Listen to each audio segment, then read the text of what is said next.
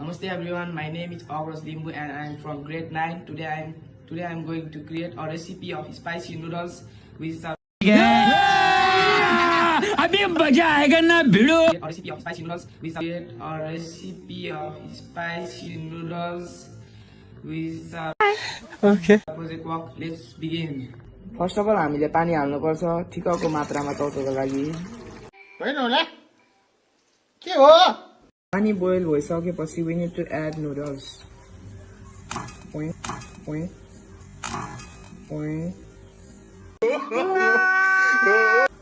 5 मिनेटसम्म हामीले आफ्नो चौचो उमालेपछि हाम्रो चौचो पाक्छ पाकेपछि हामीले एउटा प्लेटमा सार्नु पर्छ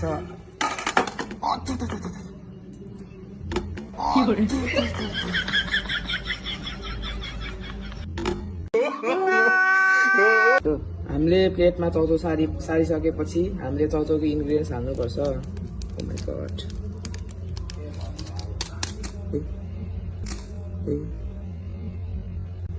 नुडल्समा हामीले इन्ग्रेडियन्ट्सहरू हालेपछि हामीले यसलाई मजाले मिक्स गर्न थाल्नुपर्छ